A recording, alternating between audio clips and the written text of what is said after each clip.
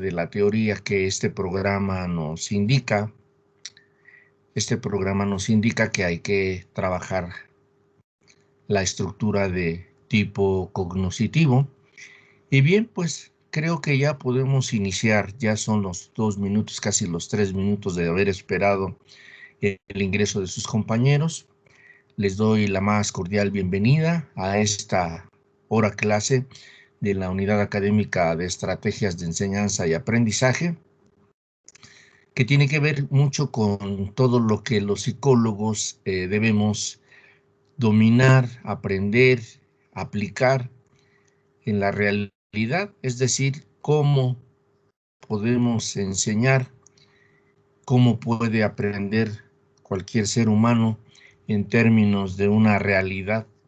Más ahora que estamos en una situación virtual, en una condición que el mundo tal vez no se esperaba y que a lo mejor el mundo tenía una idea muy cómoda de la vida, a donde todo el mundo podía salir, todo el mundo podía divertirse, todo el mundo podía estar en todos los lugares que quisiera. De repente, pues nos llega la pandemia. Este virus nos pone a todos contra la realidad y nos obliga a estar encerrados con la idea de que este encierro pues, es un beneficio de salud, es decir, el que cuidemos de no salir nos evita el contagio, pero también crea una serie de problemas como estos educativos, a donde enseñar y aprender tiene que ver con esta idea, con esta estructura, con esta forma teórica de aprender para nosotros, ¿verdad? Para establecer actividades que tienen que ser forzosamente modificadas, forzosamente cambiadas para una realidad en la que no se tenía muy bien la planificación.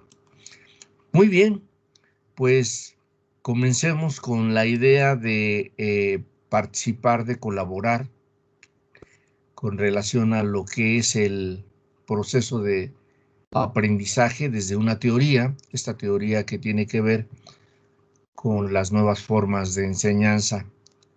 Así es que quien desea colaborar, participar, para que entremos en materia y obviamente después veamos parte de la exposición que siempre tengo preparada para todos mis alumnos. ¿Quién quiere colaborar? ¿Qué leyeron? ¿Qué les pareció? Algunos tienen sus notas de los semestres anteriores, de las unidades académicas donde se tratan temas relacionados a la educación. Recuerden que no son las primeras unidades académicas que tratan temas de este tipo. Así es que quien desea colaborar aportando conocimiento general de esta teoría. Quienes se anotan, quienes indican que quieren participar.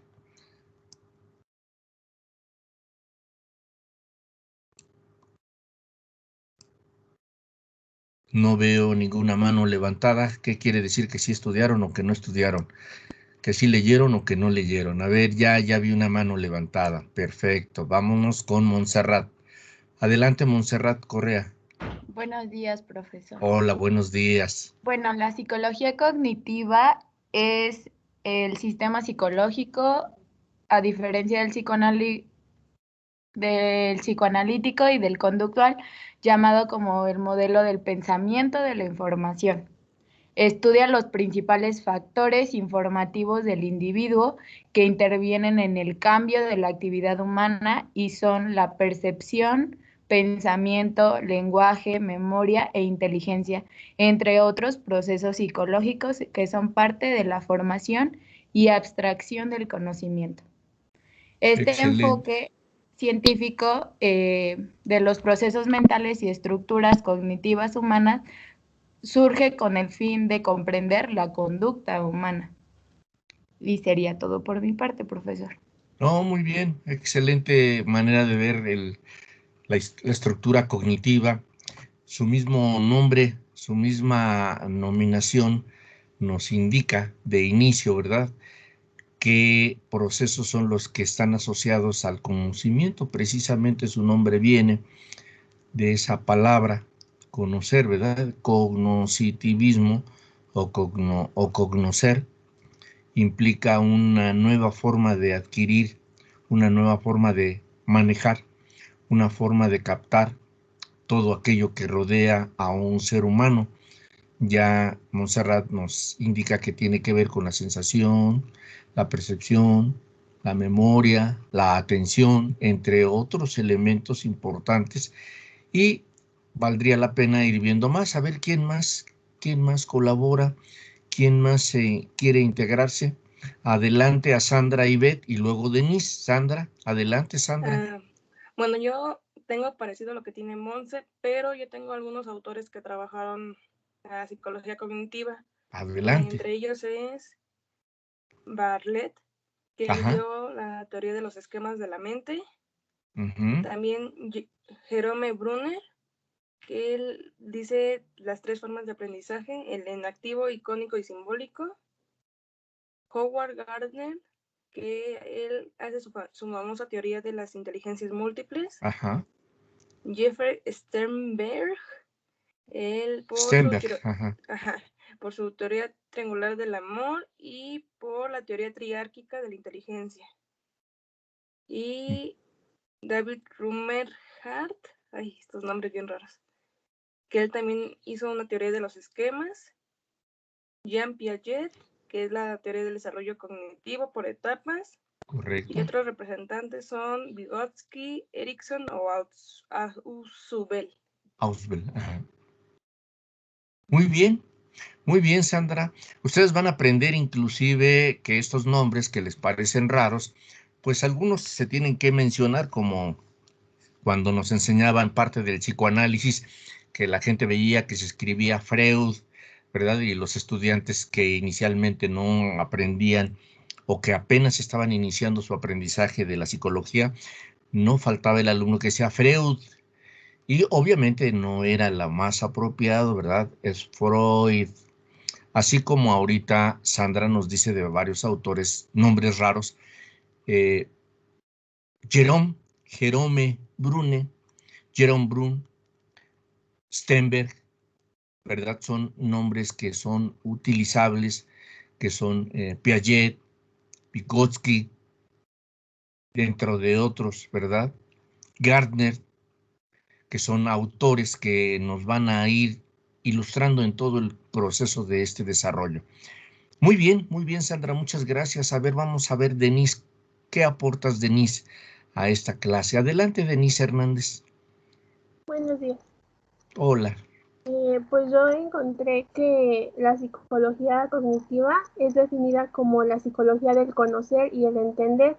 Es descrita como el estudio de procesos mentales, y la psicología cognitiva es el estudio científico de cómo el cerebro procesa información y de cómo la recibimos del mundo exterior, cómo hacemos el sentido de esa información y el uso que le damos. Igual la cognición involucra diferentes tipos de procesamiento y la información que ocurre en las etapas, y mencionaba que alguna de esas etapas es la percepción, almacenamiento de memoria y aprendizaje, la recuperación y el pensamiento. Y eso sería todo. Oh, muy bien, Denise. Aquí ya mencionaron otras cosas importantes sobre el procesamiento, como la mente, como la parte estructural del ser humano procesa información, es capaz de retenerla, es capaz de manipularla, es capaz de reproducirla, y obviamente tiene que ver con un proceso muy ordenado, muy sistematizado en la estructura humana, ¿verdad? Sobre todo porque estos son los últimos avances de lo que se conoce en teoría y que ha dado aportaciones a nuevas formas de trabajo en la educación, en la parte educativa, que es lo que nos toca a nosotros como profesores y como responsables de ustedes en la formación académica. Bien, muy bien, gracias, Denise, es una muy buena aportación. ¿Quién más quiere aportar? ¿Quién más quiere comentar y opinar sobre lo que... Brisa, adelante, Brisa. Y luego bueno, Sandra. Adelante, pues, Brisa. Yo vi que de aquí nace lo de la metáfora computacional de la teoría cognitiva, ajá, que es básicamente lo de describir a la mente como un procesador parecido a un ordenador, que el equivalente sería como analizar las funciones de la mente, como comentaban mis compañeras, lo de percepción, pensamiento, para ejecutar funciones en sociedad. O sea, no solo habla de un nosotros, de uno mismo, sino también en cómo nos relacionamos como las demás personas y cómo se surgen esas interacciones. Muy bien, Brisa. Ahora nos aportas algo que es más interesante y es la semejanza del hombre con las máquinas, con las estructuras modernas, pero que obviamente debemos enfatizar muy bien. El hombre tiene unos procesos mucho más avanzados que las máquinas, pero hay cierta coincidencia, ¿verdad? Muy bien, Brisa, gracias, muy amable. Vamos a darle la palabra a Sandra. Sandra Nashiel. Adelante, Sandrita. Pues yo encontré algo muy parecido a lo de mi compañera Denise y aparte otro aspecto que menciona que es una corriente contemporánea que intenta explicar el funcionamiento psicológico de las personas, incluyendo con ello pues la interpretación respecto a cómo aprendemos nosotros como seres humanos. Y como objeto de estudio encontré que era cómo es que la mente interpreta, procesa y almacena la información en la memoria. Sí. Es correcto, ahí viene la semejanza que decíamos con Brisa de lo que implica una máquina, una herramienta parecida a las máquinas modernas, ¿verdad? Más bien dicho, las máquinas son producto de ese trabajo de tipo científico. Anuar, adelante con tu comentario. Bueno, yo no, como tal, no busqué, más bien estoy en un curso de procesos cognitivos y me mandaron una lectura y pues de casualidad también ahí estaba la psicología cognitiva, ¿no? Excelente. Y mientras hacía la tarea, pues también hacía otra tarea, pues maté 2 pájaros de un tiro, pues. Y decía que la psicología cognitiva pues partía del supuesto, ¿no? De que al igual que las máquinas procesan la información, nosotros con el lenguaje también procesamos la información, pero de la realidad. Entonces, por decirlo así, el lenguaje de programación de una máquina es como nosotros tenemos nuestro lenguaje con las palabras, ¿no?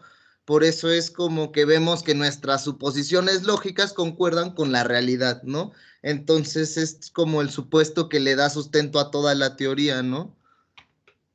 Sí, muy bien, es correcto, Anuar, es correcto la similitud que tienen entre Brisa, Sandra y tú, Anuar, de las similitudes que hay entre el hombre y las máquinas. De hecho, las máquinas se desarrollan por las investigaciones que hacen estos grandes personajes y ya a hoy las máquinas, pues más avanzadas, mucho más adelantadas, tratan de decir que una máquina le puede ganar en retener información a un ser humano.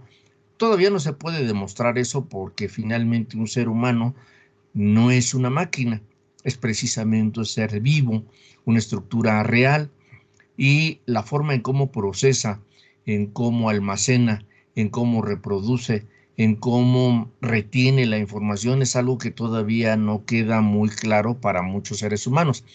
Esto tiene que ver con las estructuras cerebrales. ¿Por qué? Porque las conexiones de tipo neuronal son importantísimas en el mundo, pero sí, lo que dice Anuar, lo que dice Sandra y lo que dice Brisa, tiene que ver mucho con la forma actual de entender el aprendizaje como un símil, como algo parecido a la estructura de las máquinas modernas.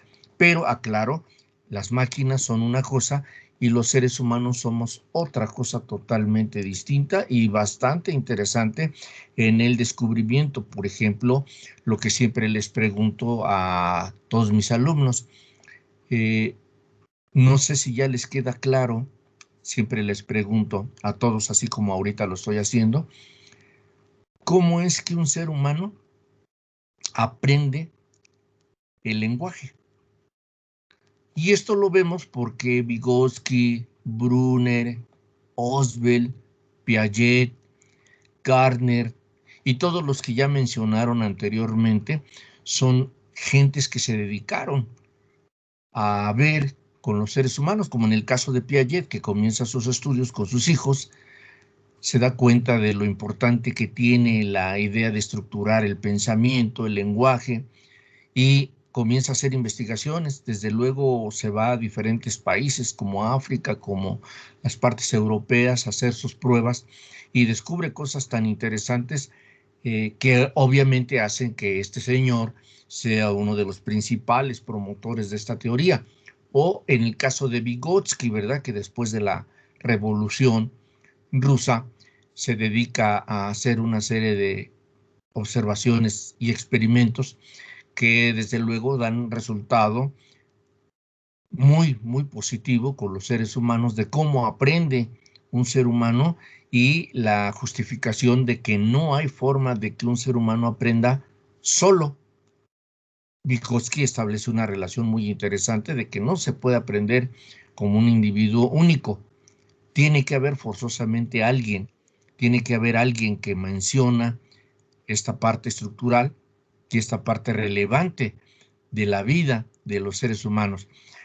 No sé si alguno de ustedes ya ha leído los casos únicos en el mundo, como es el caso del niño de Aveirón. ¿Alguien ha escuchado esto? ¿Alguien sabe qué es el caso del niño de Aveirón?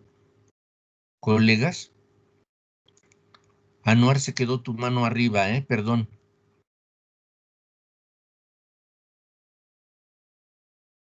¿Alguien de ustedes ha escuchado eso? ¿Ha leído qué pasó con el niño de Aveirón? Colegas, adelante, Flor. Buenos días. Hola. Pues no me acuerdo muy bien de todo, tiene tiempo que lo leí, pero era uno de estos llamados niños salvajes, un niño que encontraron como por su cuenta, abandonado. Correcto. Y había adquirido características más animales que humanas, no se comportaba como un humano normal. Correcto. Lo principal es que no sabía cómo hablar. Sí. ¿Algo más, Flor? Es que no me acuerdo muy bien, digo que tiene tiempo que lo leí. No te preocupes, ya nos diste una idea y es precisamente algo cierto. ¿Alguien más que haya? Denise, ¿quieres comentar, Denise? Adelante, Denise.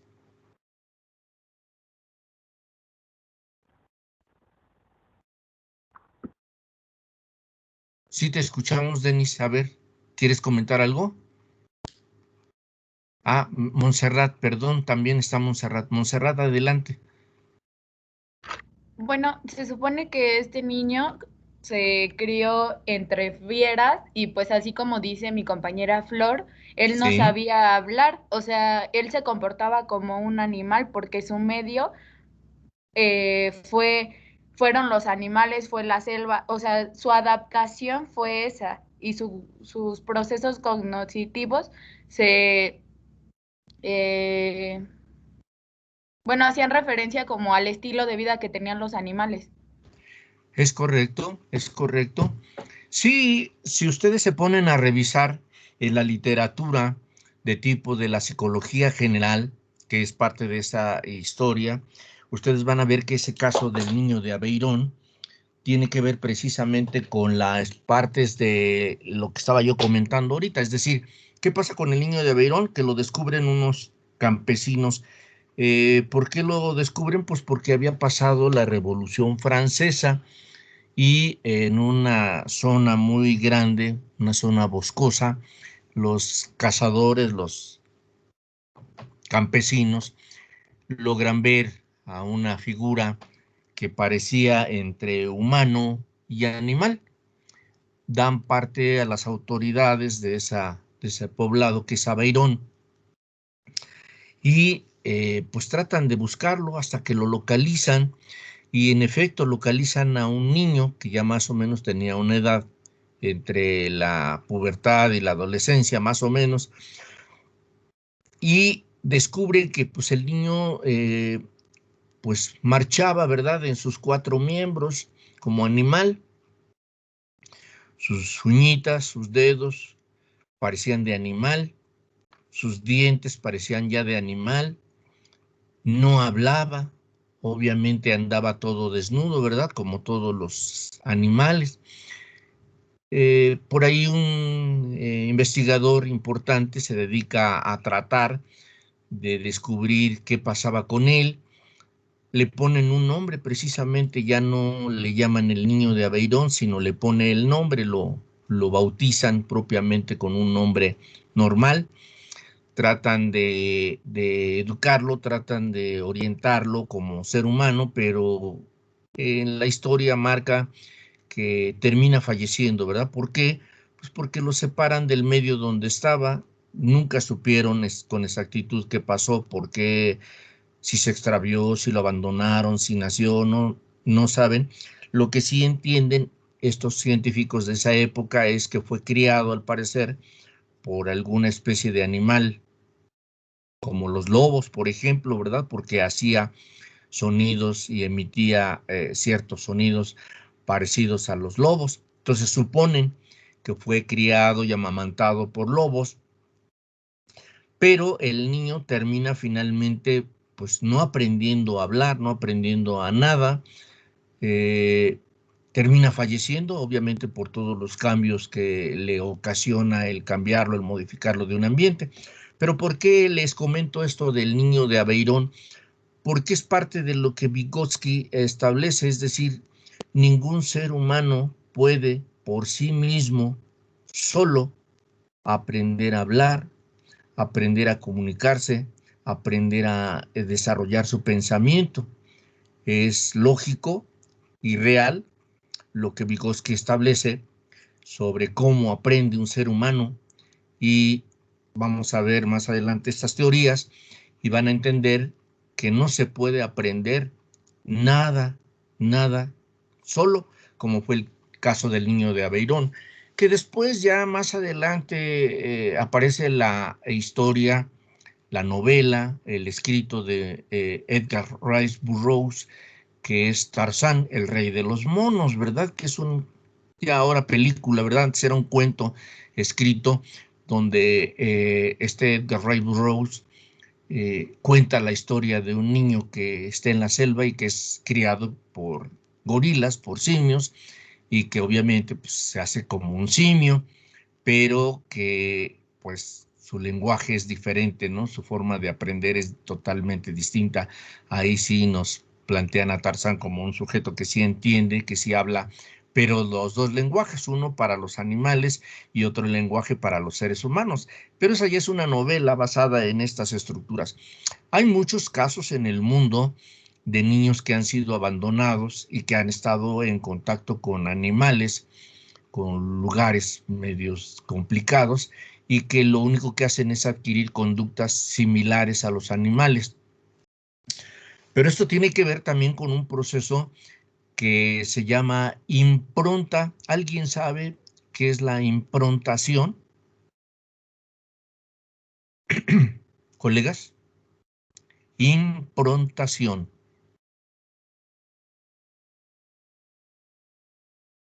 Que es algo parecido a lo que nace con el caso del niño de Aveirón.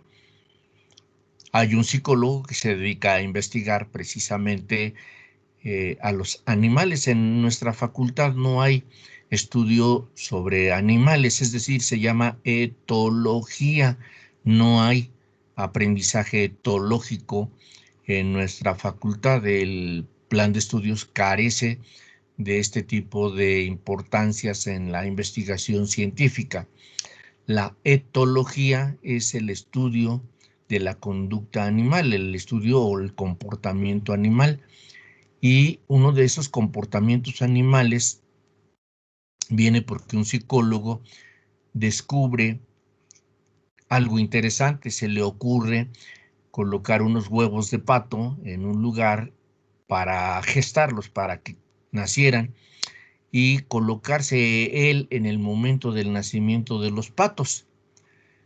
En el momento que los patos nacen, después de unos 40 días de estar con calor en un lugar apropiado para que nacieran, en el momento que nacen los patos, este señor investigador se coloca y logra demostrar que los patos lo toman a él como si él fuese su mamá. Y entonces los patos toman la conducta de improntarse, es decir, de tomar al ser humano como si fuera su mamá. Y entonces él se da cuenta que a donde él camina, a donde él va, a donde él sucede, los animales lo van siguiendo y así él los alimenta, él los va criando, él los enseña a meterse al agua, él los enseña, pero también descubre algo interesante en los animales, que los animales sí tienen esa conducta de improntarse, de ver que en el momento que nace un animal, si hay una persona o hay otro animal, el animal que está naciendo toma a ese sujeto, a esa persona, como si fuese su mamá. Pero ¿qué más descubre? Que llegan a una etapa que se llama maduración y entonces los patos se van, los patos vuelan por instinto, se van, pero también demuestra que regresan, que hay una forma de regresar a volverse a reproducir. Así hay muchas especies animales que se improntan y que maduran y que al madurar se reproducen y vuelven a su mismo origen. Estas son formas humanas de entender todo este proceso de aprendizaje. Hay otras conductas en especies menores que tienen que ver con otras formas de vida, con otras formas de conducta, como la luz, la humedad, el frío, que son animales que dependen de esas energías para poder sobrevivir. Pero en el caso de la impronta nada más es una situación de hacerse, ahora sí, a la imagen del sujeto que está al frente en el momento del nacimiento. Muy bien, ¿alguien más hasta aquí tiene aportaciones de esta teoría, colegas? Si no, para iniciar nuestra exposición. ¿Nadie más, colegas?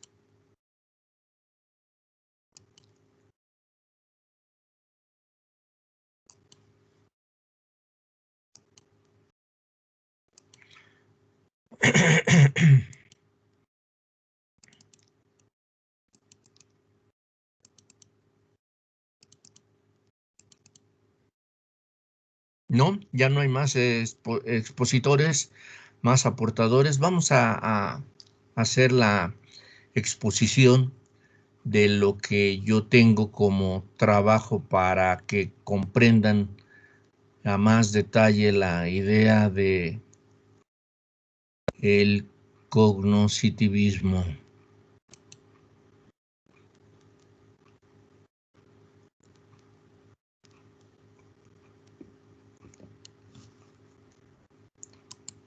Bien, ya todos tienen en pantalla, ¿verdad? La estructura del cognoscitivismo.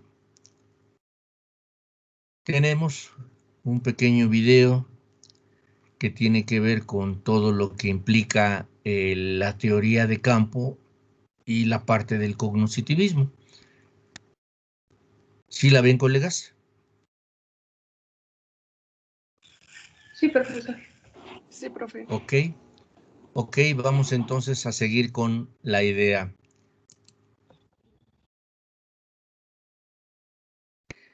¿Ya está en reproducción?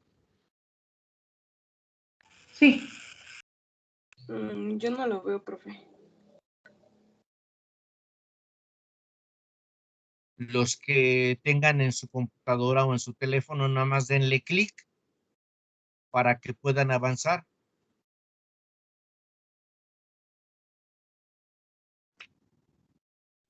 Profe, Mande usted.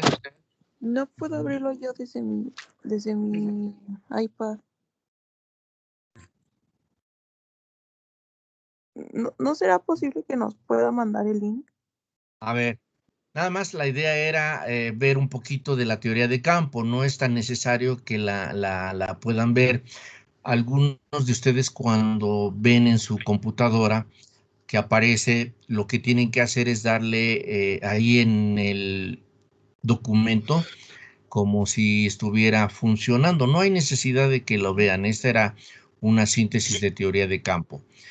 ¿Qué es exactamente lo que nosotros queremos explicarles a ustedes? Primero, preguntas que todo mundo hace desde hace muchísimos, pero muchísimos años. ¿Cómo es que los seres humanos conocemos? ¿Qué es exactamente lo que podemos conocer? ¿Cuánto podemos conocer? ¿Qué? Estas y otras preguntas son semejantes ¿Qué? a lo que ha pasado durante muchos siglos y pues filósofos, científicos han hecho estas preguntas pues durante muchos años. Vamos a ir viendo. Ahí está uno de los autores que ya mencionaban, Gardner, en 1987, dice que tal vez se debe a Platón en sus diálogos, en uno de los diálogos que se llama El Menón, donde él por primera vez en la historia del intelecto humano desarrolla una reflexión, un análisis sobre cómo es que sucede el pensamiento en los seres humanos.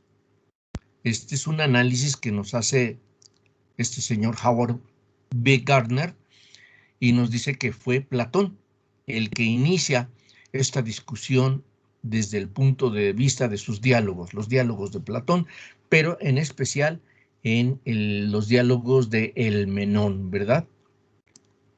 Muy bien, ¿qué es lo que nos dice? Nos dice que desde el nacimiento de la psicología, obviamente, esto tuvo su explicación sobre esos procesos internos. ¿Cuáles son los procesos internos a los que nos estamos refiriendo? Ya los comentaron algunos de sus colegas. La memoria, la percepción, la atención, el reconocimiento, la conciencia, la inteligencia, entre otros argumentos que tienen que ver con el conocimiento. Es decir, la psicología cognitiva surge o nace precisamente ante estos cuestionamientos, ¿verdad? Ante estas formas de pensamiento. Es durante la primera mitad del siglo pasado donde la filosofía de la ciencia, que era la ciencia hegemónica de aquel entonces, que era el neopositivismo, y ese neopositivismo proponía que las teorías científicas estudiaban únicamente la parte física de lo que era la realidad y que los procesos psicológicos superiores no necesariamente eran de ese tipo. Todavía se descartaban muchos de ellos y por eso se dejaron de estudiar en alguna época de la humanidad. Esto sucedía normalmente en los Estados Unidos y en Inglaterra, donde el neopositivismo estaba muy fuerte, donde solamente lo que se veía era lo que se podía estudiar, lo que no se veía no se podía estudiar, como el pensamiento, como la memoria, como otros asuntos de la psicología. Es por eso durante esas épocas que el dominio de esos estudios eran más dominados por el conductismo. El conductismo era la parte que dominaba en aquella época, en aquellos años, donde estamos viendo que pues todo era nada más una parte fundamental. Pero en la parte europea, en el continente europeo, había una serie de personas que se ponían a estudiar esos procesos del conocimiento. Ahí es cuando aparece Piaget y aparece Vygotsky, que son ejemplo de estos investigadores. En Estados Unidos e Inglaterra, hasta la década de los años 50 del siglo XX, pues aparecían los desarrollos de la cibernética, la ciencia de la información, y comenzaba la crisis del conductismo. Ya comenzaba el conductismo a perder cierta fuerza, pero se retomaban los estudios de tipo cognoscitivo. Estos ya en la actualidad podemos decir que la psicología cognoscitiva es la que más ha influido en el desarrollo de la psicología moderna. La psicología aplicada, la parte de la psicología educativa, que es la que estamos estudiando, una buena parte de la psicología social, otra laboral, quienes ya se toman el asunto de la parte estructural, de la parte importante de la psicología cognitiva. ¿Qué es lo que hace que sea diferente a las psicologías que estaban en aquel entonces? ¿Qué hace diferente esta psicología cognitiva con relación al conductismo, al psicoanálisis o a otras teorías que estaban anteriormente? Pues que las preguntas que inicialmente hicimos es, ¿cómo es que los seres humanos conocen? ¿Qué es lo que pueden conocer? ¿Cuánto pueden conocer? Y obviamente, ¿cuáles son las formas en que podemos responder a esas preguntas? Ya habíamos visto que Gardner decía que era Platón en el famoso texto del Menón, que son de los diálogos de Platón, donde se preguntaba Platón si el conocimiento era innato, o sea, ya se tenía, ya se traía desde el nacimiento o desde que la madre tenía al ser humano en su vientre, o si se adquiría. Y esto se respondía porque él decía que se nacía, que ya los seres humanos nacían con el conocimiento, con la base esencial de las cosas. Eso es lo que Platón decía en esos famosos diálogos que él escribe, y especialmente en el Menón, que pueden revisar ustedes para aprender un poquito más de lo que decía Platón con relación a lo que en la filosofía y en la estructura teórica, dicen algunos en la epistemología del cognoscitivismo, nos lleva al origen de en dónde comienza a discutirse o analizarse el conocimiento. Entonces nos queda claro que Platón sustenta que los seres humanos nacen con ese conocimiento de las cosas, que ya se trae desde la parte estructural, ¿verdad? Desde la parte del origen del hombre. Sin embargo, como todo conocimiento tiene que debatirse, Aristóteles decía que era diferente, que el conocimiento no se traía, que el conocimiento se adquiría, se aprendía, que era una estructura diferente a la que Platón sustentaba. Aristóteles argumentaba la forma en cómo los seres humanos aprenden y cuáles son las formas de aprendizaje que aparecen en la humanidad. Entonces ya tenemos una discusión interesante entre lo que plantea Platón y en lo que plantea Aristóteles. Y las dos vertientes van precisamente discutiendo sobre entonces el conocimiento se trae, ya se nace con él, o lo adquirimos, porque ahí vamos a ver el caso de Piaget. Piaget es uno de los que estudia cómo adquiere el ser humano el lenguaje, el conocimiento. Muy bien, en los siguientes siglos los filósofos y los científicos siguieron esas tradiciones, la tradición platónica, la tradición aristotélica, y fueron buscando respuestas a esas preguntas. ¿Cómo es que adquiere el conocimiento desde la visión aristotélica? ¿O cómo es que se puede demostrar que el conocimiento lo trae un ser humano? Esto es interesante porque una de las historias de la filosofía, que obviamente tampoco se refiere nada más a Platón, hay otros filósofos que explican cómo es que los seres humanos nacían.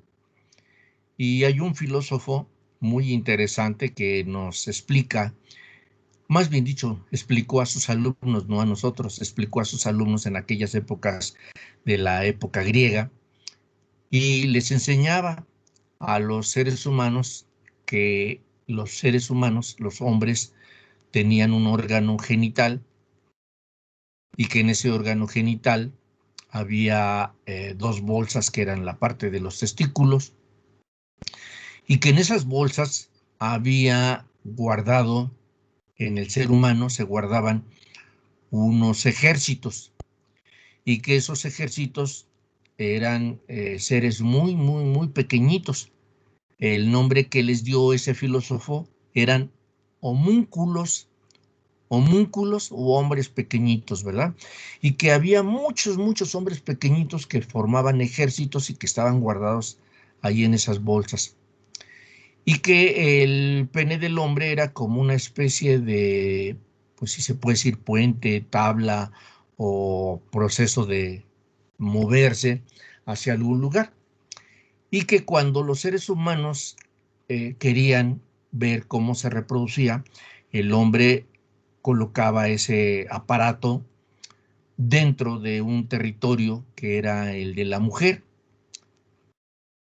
Ese órgano genital entraba como si fuera una tabla o un puente, y entonces los ejércitos salían corriendo, todos esos homúnculos salían corriendo por ese puente hacia la tierra fértil que tenía la mujer.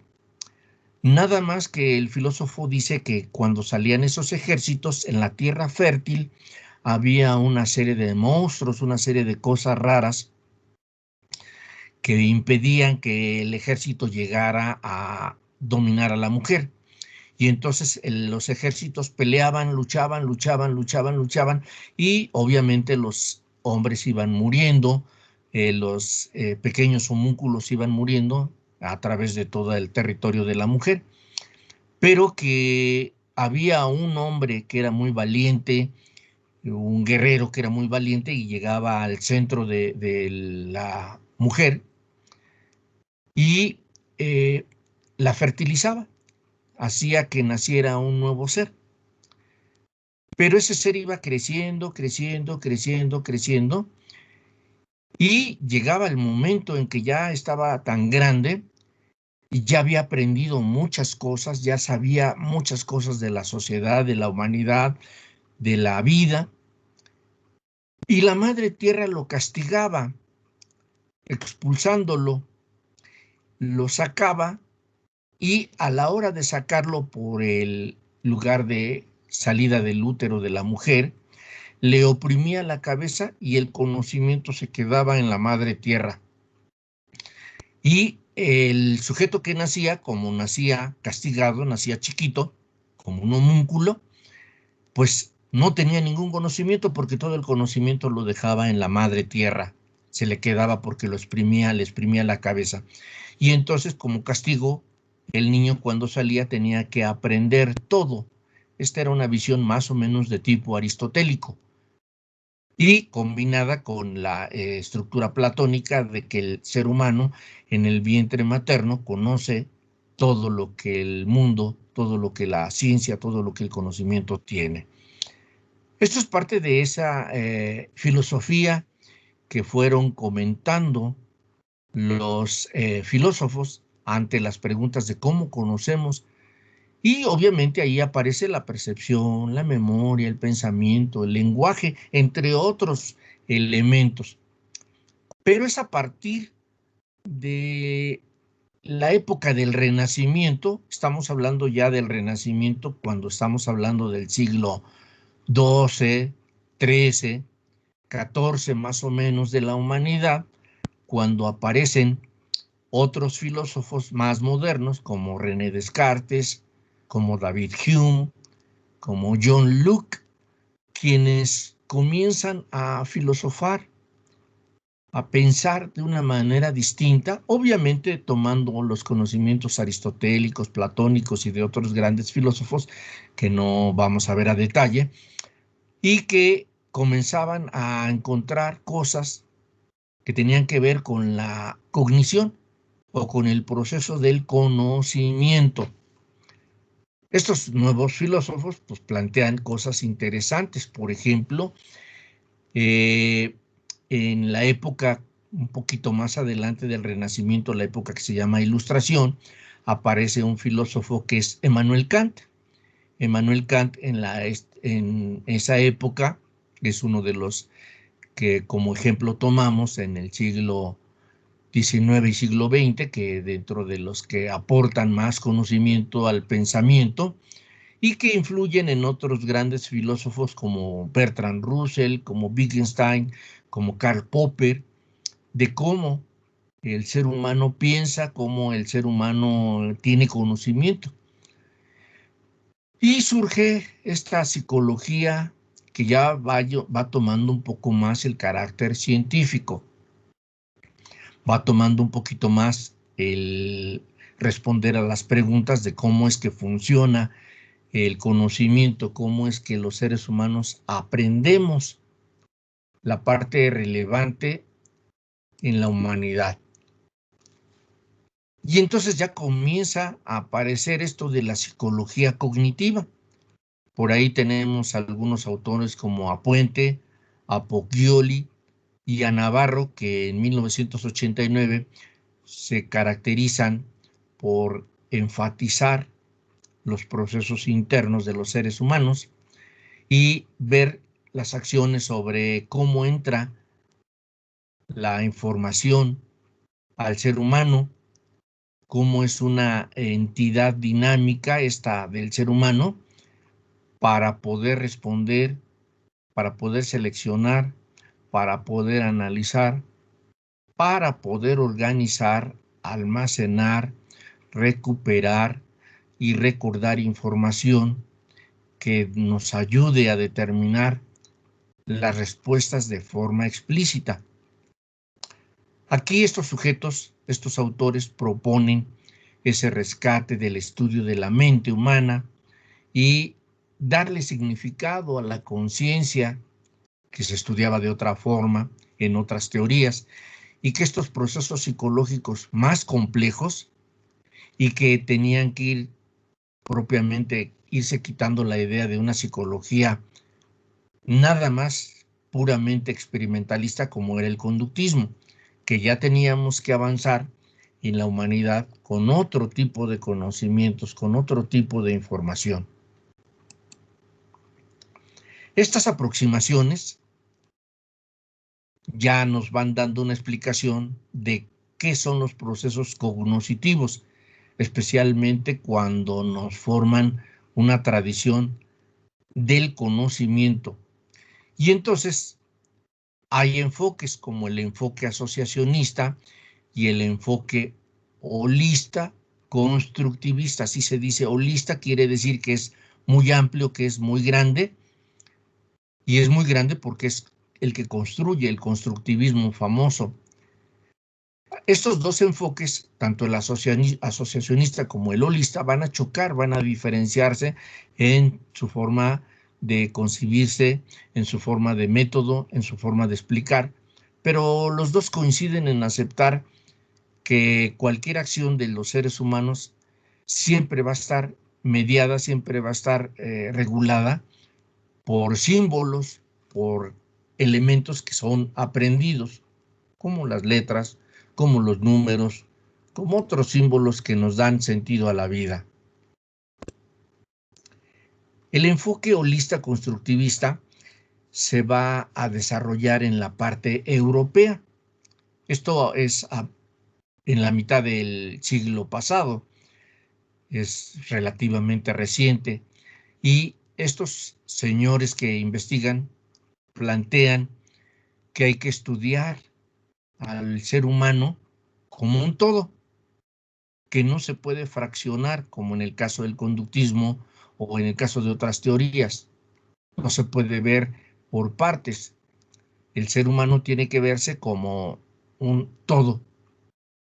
Por eso se le denomina holista, porque trata de abarcar la mayor parte de elementos que rodean a un ser vivo. Es constructivista, así se le denomina, porque supone que el conocimiento no es copiar la realidad, sino es construirla, es elaborarla, es formarla, y así el sujeto construye su lenguaje, su memoria, su atención, su percepción, todo lo construye. Por eso se llama holista constructivista. Entonces, desde antes de la Segunda Guerra Mundial, el cognoscitivismo, el constructivismo holista, viene de Europa y obviamente fue desarrollado por varios autores como Bartlett, como Kohler, como Kafka, como Piaget, como Vygotsky, de los que inicialmente comienzan el estudio. Sin embargo, hay otras personas, otros autores que después de la guerra se vienen a América y desarrollan otros beneficios en el asunto de la teoría holista constructivista. La parte asociacionista analítica es otro enfoque, y este se desarrolla en los Estados Unidos y en Inglaterra en la década de los 50 del siglo pasado, perdón, iba a decir del año pasado, del siglo pasado. Y esta mantiene como mecanismo central el conocimiento y la asociación. Son dos elementos. Y se apoya muy importantemente en la teoría de la comunicación y de la cibernética, que era lo que hablaban algunos de sus compañeros. ¿Por qué? Porque suponen estos señores en Estados Unidos y en Inglaterra que la mente humana y la computadora son parecidos y que ambos sistemas lo que hacen es procesamiento de información. Por eso se llama asociacionismo analítico, que tiene que ver también con esta estructura teórica que estamos viendo. Nada más que la influencia es inglesa y norteamericana. Ustedes van a ver la diferencia entre lo que es la parte europea y lo que es la parte norteamericana e inglesa. En esa segunda mitad del siglo XX, cuando ya la crisis del conductismo comenzaba, se inicia en los Estados Unidos la traducción de diversos textos de psicólogos que obviamente ya mencionamos, que eran europeos, como Piaget o como Vygotsky, y más Piaget porque Vygotsky no es tan aceptado en los Estados Unidos por ser ruso. Acuérdense que Vygotsky, dentro de la psicología rusa, pues es una de las partes muy importantes, pero para los americanos la parte rusa no es bien vista. Sin embargo, Piaget sí es bien visto porque él trae una visión europea un tanto diferente, aunque Piaget y Vygotsky nunca se conocieron, nunca se identificaron. Sus teorías son muy semejantes, muy parecidas. Sin embargo, ellos no tuvieron ninguna relación, ningún nexo. En esa época también se dio un cambio en el estudio de la concepción de la ciencia, en especial de esta ciencia psicológica. ¿Por qué? Porque aparece la liberación de lo que se llama realismo ontológico positivista.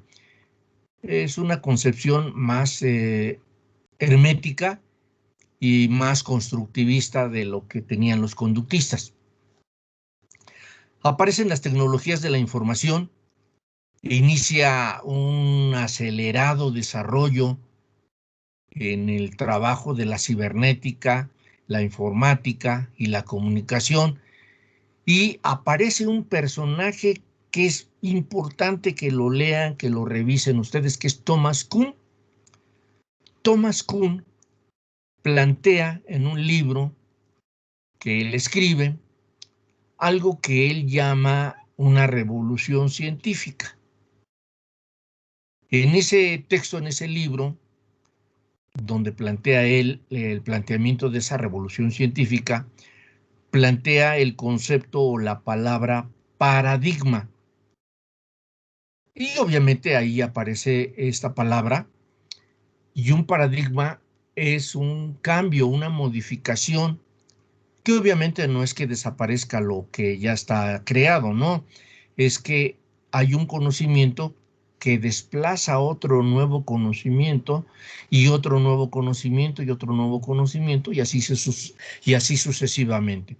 Y entonces paradigma es el incremento, o más bien dicho, la producción de un nuevo conocimiento. Entonces, pues ya aparece la palabra paradigma conductista o paradigma cognoscitivista, ¿verdad? Thomas Kuhn, en ese libro de la Revolución Científica, plantea esa argumentación y es muy importante que entiendan la concepción de lo que es un paradigma. Bien, hasta ahí vamos. Bien, ¿qué más con los antecedentes del cognoscitivismo? ¿Qué pasa con estos autores? ¿Qué pasa con estos antecedentes? Por un lado, tenemos a un grupo de psicólogos que se conocen dentro de la psicología del acto.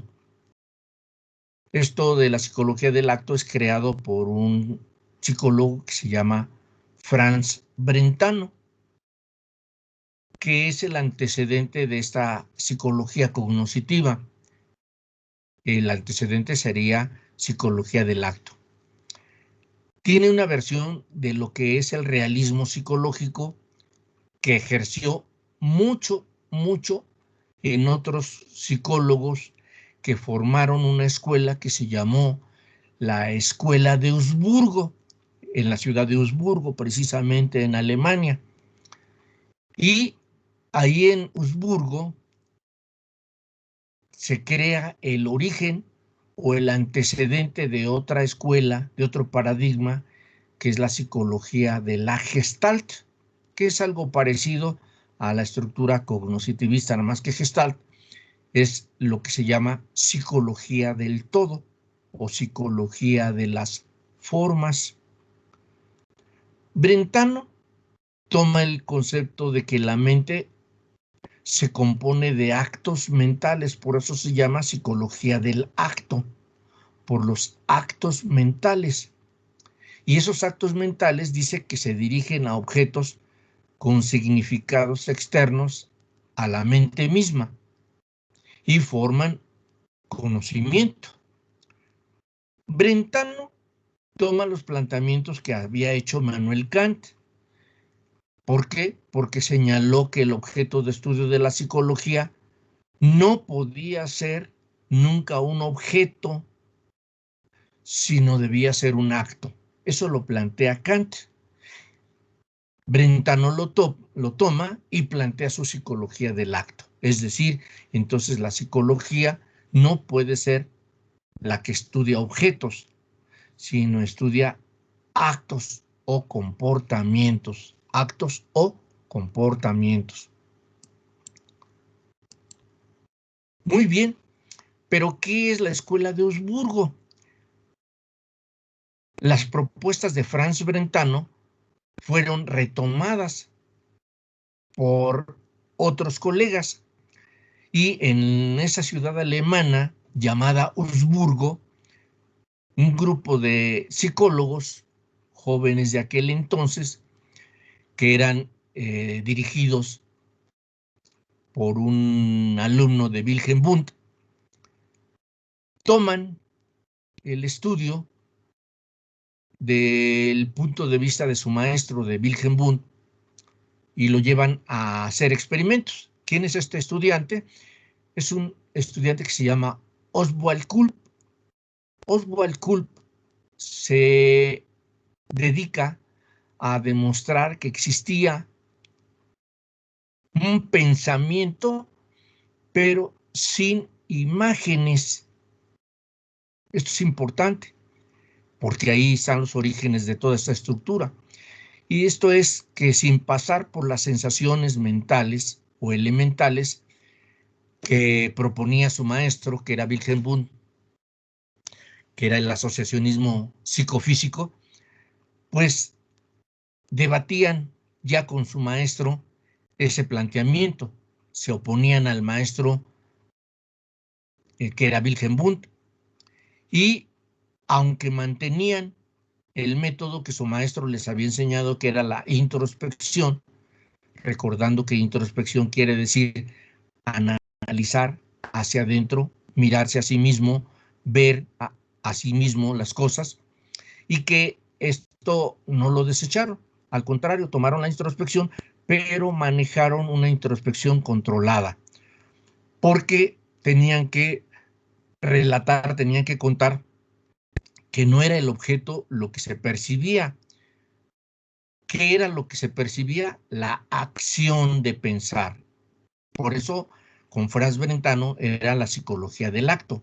Entonces Oswald Kulp toma esa psicología del acto y hace ese análisis y dice que no era el objeto lo que se percibía, sino era la acción. Lo que había que pensar era la acción.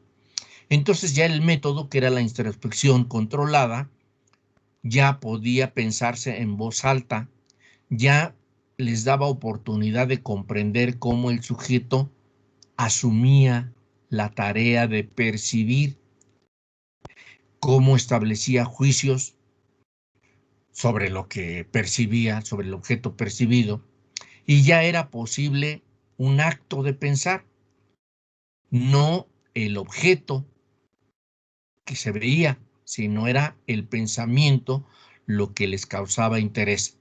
Ya se construía un objeto nuevo, una forma de representar una tarea, una acción, y ya no eran nada más los objetos físicos, ya eran los objetos mentales o los actos mentales, ¿de acuerdo? Así Oswald Kulp desarrolla un método que obviamente sigue siendo el método que su maestro tenía, que era el método introspectivo, pero bajo preguntas, ya controlado. Era más complejo que el que había planteado Wilhelm Wundt. Y ya se podía observar la reacción de cualquier sujeto ante una situación del estímulo. O bien también se podía pedir breves descripciones del mismo estímulo.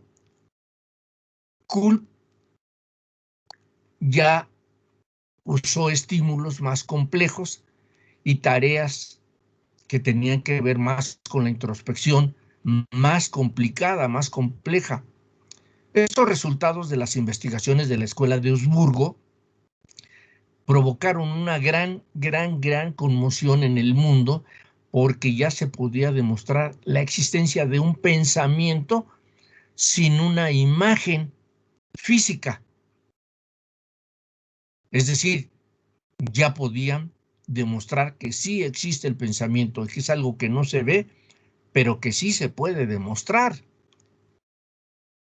Entonces los contenidos de la conciencia no eran reflejos de objetos físicos, ni se formaban por asociación de las sensaciones simples, no, eran situaciones más complejas. Por eso aparecía ya el pensamiento. Otra aportación importante de Oswald Kulp y de su grupo de colegas fue la influencia de lo que se llaman instrucciones en el pensamiento cuando los seres humanos realizan actividades mentales. Si las instrucciones van poco a poco detallándose, la relación puede ser importante. Adelante, Natalia, ¿quieres comentar? Sí, profe. Adelante, adelante. ¿Esto tiene que ver con la psicología de la instrucción? Sí, en efecto, precisamente estamos tocando cómo la psicología de la instrucción tiene que ir poco a poco haciendo que el pensamiento se realice. Si las instrucciones no son las más apropiadas, no se va a dar una respuesta acertada. Por eso esta escuela creó ese proceso. Es en efecto la psicología de la instrucción, la psicología de la enseñanza, la psicología del aprendizaje. Todas esas psicologías tienen que ver con estas aportaciones de estos elementos históricos. Esta es ya propiamente historia de lo que estamos viendo. ¿De acuerdo, Natalia? Ok, gracias, profe. No, al contrario. Pueden preguntar y pueden interrumpir la explicación si tienen alguna duda, como ahorita Natalia nos argumenta. Sí, en efecto, la instrucción tiene que ver con esta forma, con este proceso de las actividades del tipo mental. Por ahí aparece otro señor que es Watt, aunque él no es psicólogo, es físico, es propiamente un estudiador de otras materias, nada más que este señor es el primero que señala la importancia sobre el pensamiento y las instrucciones porque hace una serie de investigaciones sobre lo que implica la conciencia y aparece el argumento o la justificación que se llama tarea. Ahí aparece la palabra tarea que ahora tantos problemas causa en los seres humanos. Esta influencia tiene que ver con la forma en cómo aparece la iluminación, así se llama la palabra. Iluminación quiere decir el resultado de un nuevo aprendizaje. Muy bien. Entonces, por ahí también aparece una psicología que es más o menos similar o parecida, que es la psicología de la Gestalt. ¿Por qué? Porque esta influencia que Oswald Kulp y ese grupo de alemanes jóvenes de aquel entonces, influidos por Kant, influidos por Franz Brentano, crean una nueva psicología que tiene que ver con los estudios fenomenológicos, es decir, la fenomenología. Y esta psicología de Franz Brentano, sumada con la filosofía de Kant, hace que Oswald Kulp origine un nuevo paradigma que obviamente también va a ser creado por la psicología alemana, que es la psicología de la Gestalt o la psicología de las formas, ¿sí? Esta psicología tiene que ver con ese enfoque holista constructivista que estábamos comentando también, que aparece a principios del siglo pasado y que surge de esas dos corrientes psicológicas que tienen que ver con el asunto del choque del conductismo en Estados Unidos y con la psicología Gestalt alemana, es decir, de dónde nace la psicología constructivista, pues nace por el choque que hay entre los conductistas en Estados Unidos e Inglaterra y la psicología de la Gestalt que estaba creciendo en Alemania. Entonces, en esas diferencias entre el choque conductista y el choque de la Gestalt, aparece precisamente esta idea de la psicología constructivista.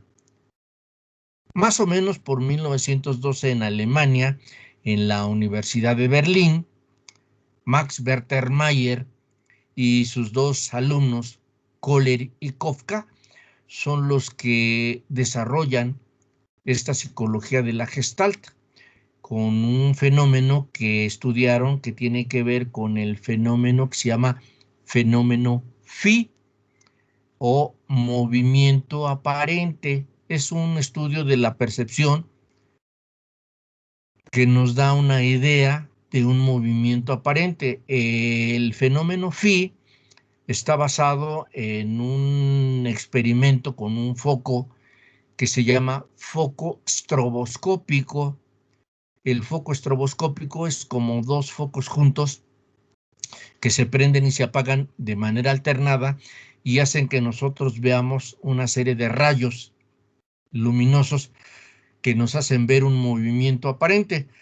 Esto en las fiestas, cuando en las fiestas de X lugar prenden en unas luces que parece que estamos entrecortados, ese sería un foco estroboscópico y causa un fenómeno de un movimiento aparente. El sujeto ve algo que se mueve, pero aparentemente no se mueve, simplemente estamos viendo imágenes fijas alternadas. Cuando vemos una película, la película es precisamente el resultado de ese fenómeno.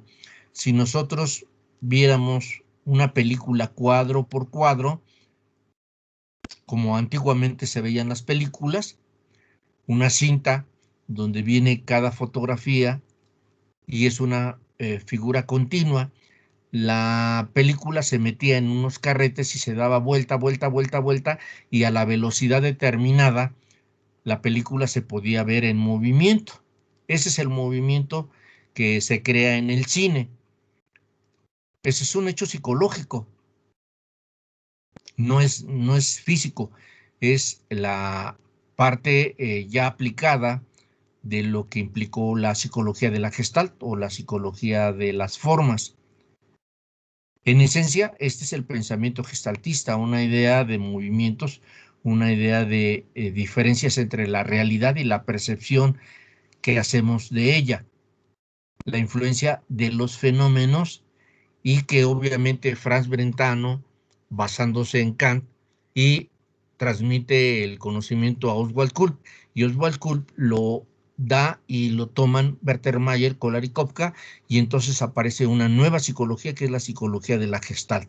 Y entonces, creando psicología de la Gestalt en 1912 y teniendo el conductismo también en 1912, esas dos psicologías chocan y hacen que los psicólogos originen una nueva psicología que va a ser la psicología constructivista. Bien, decimos que Gestalt no se refiere a un objeto o cosa, se refiere a la forma, por eso Gestalt quiere decir forma. Es una estructura dinámica, es una configuración que damos del objeto. No se puede ser explicada parte por parte, simplemente se tiene que ver como un todo. Ya expliqué lo del fenómeno phi, que es un elemento experimental de movimiento aparente y que tiene que ver con las estructuras que se ven como si se estuvieran moviendo. Por ejemplo, en un anuncio, los focos se prenden y se apagan y parece que la idea es que se mueven. Parece que hay un gusanito como en los camiones urbanos de hoy, donde vienen los anuncios del camión urbano. La gente ve como si se movieran, pero lo único que hacen es prenderse y apagarse los foquitos. Esta psicología gestal considera la experiencia consciente como fenoménica, como un fenómeno. Y la experiencia de los fenómenos se presentan por sus significados y su configuración, sin desvirtuarlos, sin deformarlos.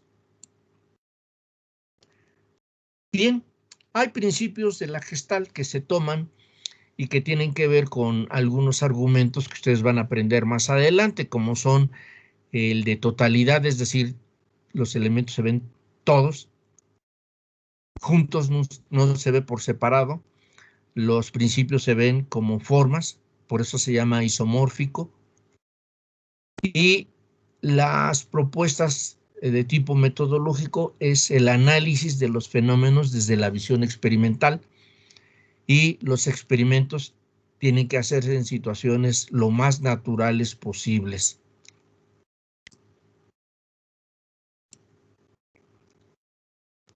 Con todos estos principios que hemos señalado y con la metodología de tipo holística, más o menos por 1920 se fueron formando todos los programas de investigación y de orientación científica para crear nuevas leyes. Estas leyes finalmente pertenecen más hacia la psicología de la Gestalt que al constructivismo, Y obviamente aparecieron leyes como la ley de la proximidad, es decir, los elementos que se ven juntos o próximos se ven como un todo, o los elementos que son semejantes o parecidos también se ven como un todo, o si vemos una parte, siempre la vamos a ver como cerrada y se llama ley de clausura o de cierre.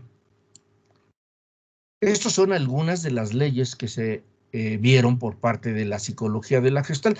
Ya vimos que fue Max Wertheimer, Kohler y Kafka quienes fueron los que crearon esta psicología de la Gestalt y que obviamente pues hicieron estudios importantes, en especial con chimpancés en Estados Unidos.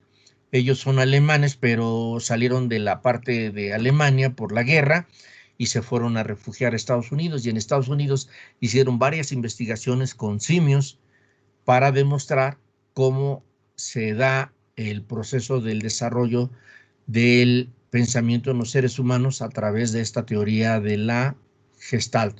Kohler y Kafka, pues obviamente fueron los principales promotores de esta psicología Gestalt, que es una asociación que va a chocar con el conductismo y que va a hacer que se origine la psicología constructivista. Bien, en esta psicología de la Gestalt aparece algo que se llama aprendizaje por insight, que es el aprendizaje por descubrimiento, que obviamente lo encuentran en la psicología de las teorías del campo, que era el video que les quería pasar al inicio. En esta psicología del campo se dan cuenta los psicólogos de esa época, como Kohler y Kafka, que los simios responden ante respuestas de pensamiento con algo que se llama insight o respuesta iluminada, así se dice, una respuesta de iluminación rápida o inmediata ante un problema. Es cómo se soluciona un problema y que no es de forma azarosa, no es de casualidad, es a través de un pensamiento, a través de un desarrollo sistemático, y es una respuesta única y repentina. Por eso la gente dice se prendió el foco. Cuando decimos se prendió el foco es cuando la gente hace un insight. Insight es una respuesta inmediata. Kohler y Kafka pues, obviamente demostraron con simios que esto se daba por un aprendizaje por insight y no como lo sostenían los conductistas, que era el aprendizaje por ensayo y error. Ahí es donde viene ya el choque de estas dos teorías, tanto del conductismo como de la Gestalt. Ahí es donde aparece la impronta que les estaba yo explicando hace unos minutos. La impronta de este conocimiento generó sistemas de tipo terapéutico y didácticos basados en el insight y la reestructuración del campo con base en el cambio personal. Esto ya es para más adelante con Rogers, con otros teóricos que se dedican a la psicología más de tipo aplicado que de tipo teórico. Bien, todos estos psicólogos que ocasionan el desarrollo de la Gestalt van creando aportaciones de tipo general y que hacen que aparezca la psicología constructivista, ¿de acuerdo? Esta teoría o estos conocimientos desarrollaron la parte de la teoría constructivista. Bien, hasta aquí queda lo que sería propiamente el origen o el antecedente de esta teoría constructivista. ¿Alguna duda? ¿Alguna pregunta, colegas? Natalia, se quedó tu mano arriba.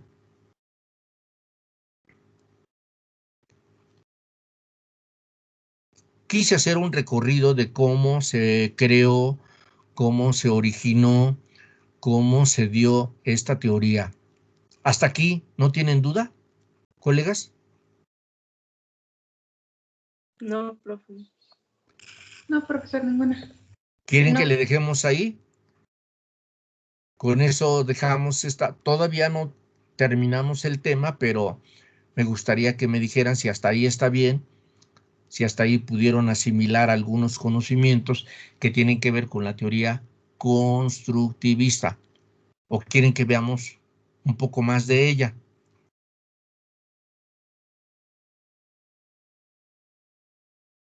Colegas, ¿quieren que le dejemos o seguimos con la teoría?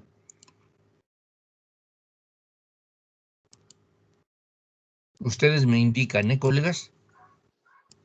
Pues yo propondría que aquí termináramos esta parte del tema, para que igual así nos dé tiempo para poder resumir y hacer nuestras notas. Sí, desde luego. La idea es hacer un breve resumen de sus notas. Recuerden que no es para que me la manden a mí, es para que vayan sumando su información y que luego podamos elaborar una estrategia de enseñanza y aprendizaje. Algunos elementos, como ya los vio Natalia, tenían que ver con la psicología de la instrucción. Es decir, si yo elaboro instrucciones muy concretas, muy precisas, voy a ser igual que los psicólogos de la escuela de Augsburgo, es decir, la gente me va a entender concretamente cuando yo tenga instrucciones muy concretas.